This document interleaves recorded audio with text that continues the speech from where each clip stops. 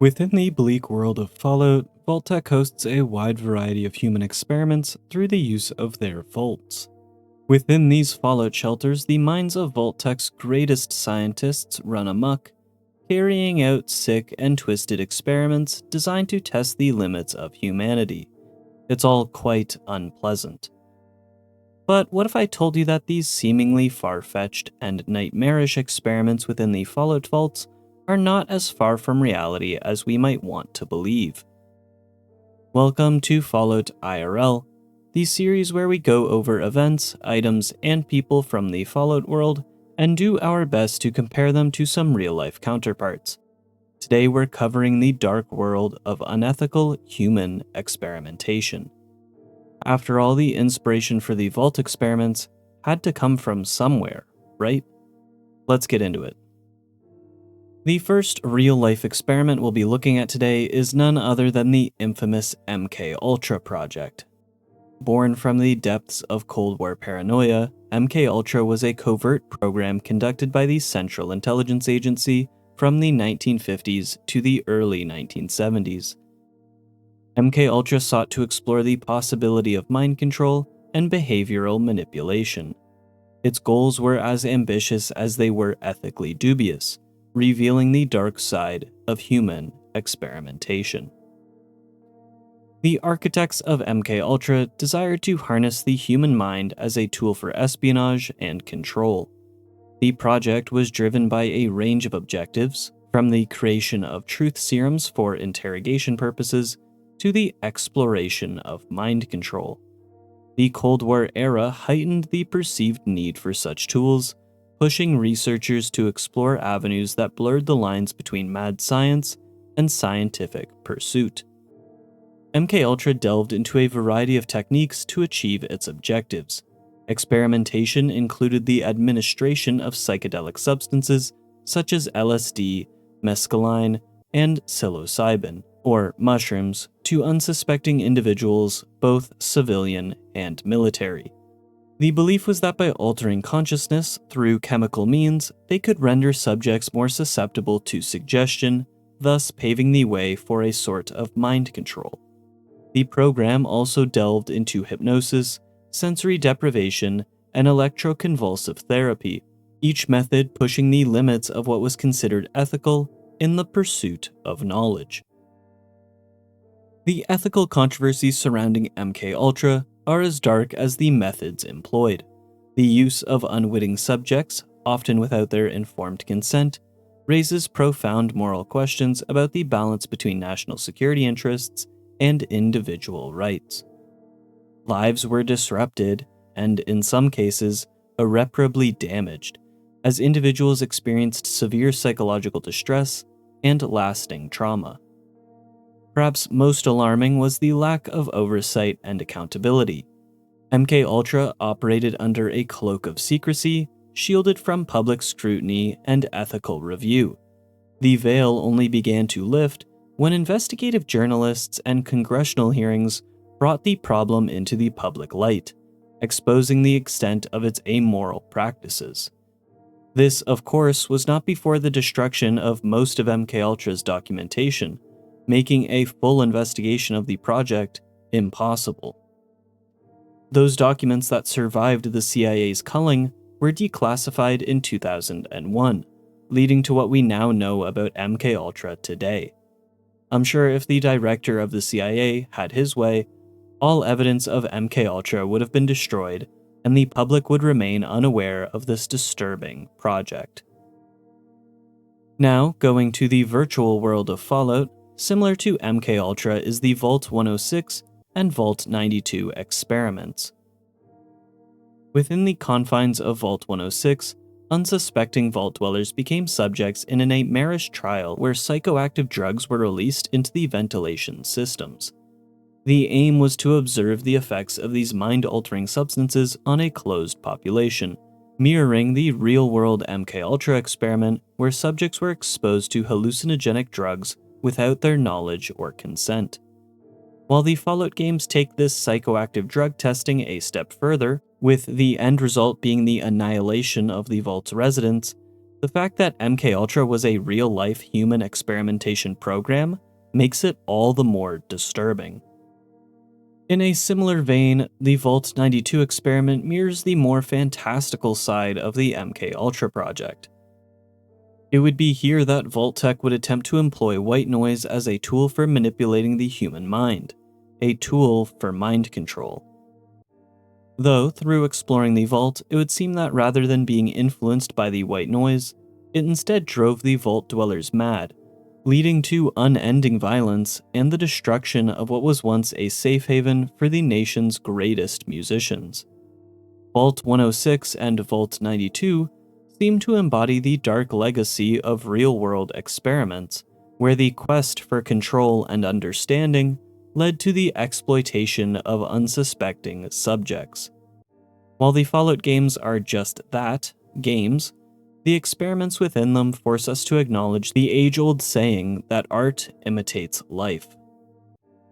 The Fallout universe holds a distorted mirror to the very real experiments of MKUltra, reminding us of the ethical perils that arise when the pursuit of knowledge succeeds the need for empathy.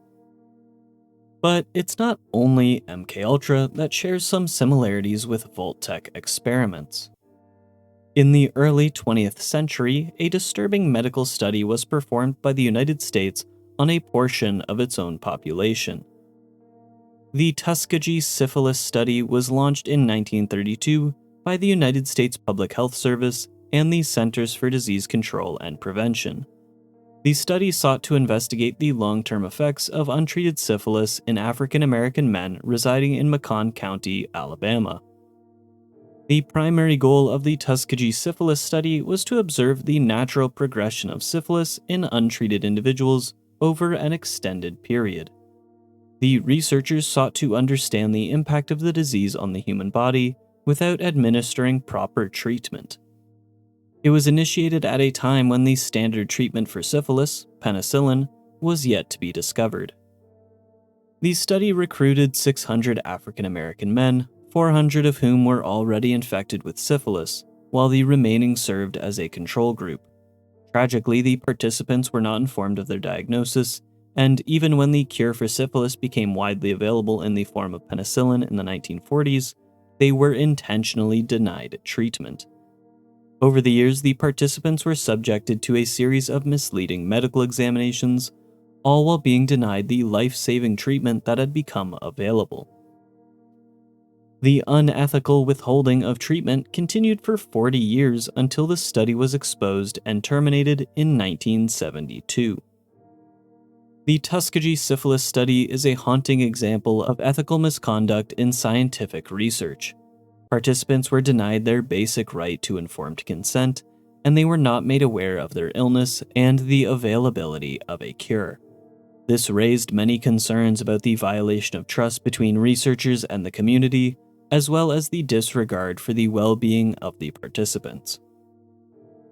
Yet, this wouldn't be the only time that the United States would perform experiments on humans with syphilis.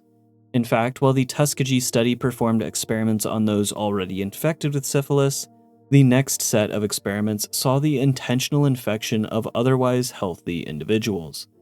In the 1940s, a dark chapter unfolded in the realm of medical research, known as the Guatemala syphilis experiments.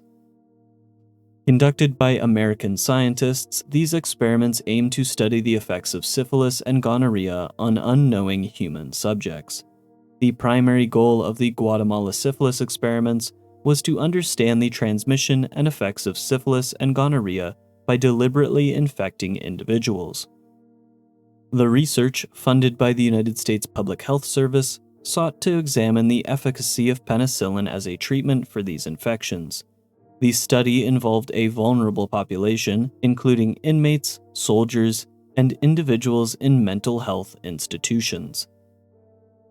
Those running the experiments would intentionally expose subjects to syphilis and gonorrhea, often without their knowledge or informed consent. In some cases, sex workers with the infections were encouraged to have sexual relations with prisoners and mental health patients to facilitate the spread of the diseases. The participants were not informed of the nature of the experiments, and their consent was not obtained, raising significant ethical concerns. Moreover, of the 5,500 people involved in these experiments, only 700 received treatment. This lack of treatment amounted to a grave ethical violation as it disregarded the health and well-being of the subjects. Both the Tuskegee and Guatemala experiments stirred controversies due to the severe breaches of ethical conduct. Participants were subjected to harm without their knowledge, violating the fundamental principles of autonomy and respect for individuals. The intentional exposure of vulnerable populations to serious diseases for research purposes without adequate safeguards reflected a severe lack of ethical oversight, or even just human empathy. How can humans care so little for their fellow man? Now, going back to the virtual world again, Vaults 81 and 87 stand as the haunting remnants of sinister experiments carried out on unsuspecting inhabitants. Eerie parallels can be made between these two vaults and the two syphilis experiments.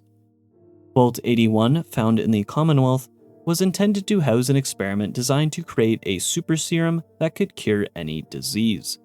The end result is quite noble indeed. However, in order to test their iterations of the super serum, the vault inhabitants would be deliberately infected with various diseases and ailments. All this would be unknown to the dwellers. Fortunately, however, the overseer ended up going against their instructed orders and banished the Vault-Tec scientists to a secure and sealed portion of the vault.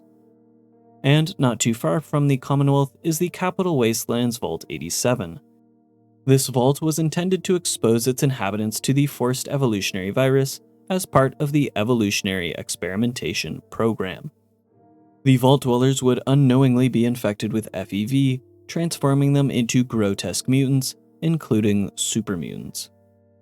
The idea of intentionally infecting unknown participants to various infections, diseases, and illnesses is not unique to Fallout's writing department. Rather, sometimes the darkest ideas are rooted in reality. And so concludes our little foray into the unsettling realm of unethical human experimentation. In their pursuit of scientific discovery, real-life projects like MKUltra and the syphilis experiments put the safety of the fellow man secondary to their goals.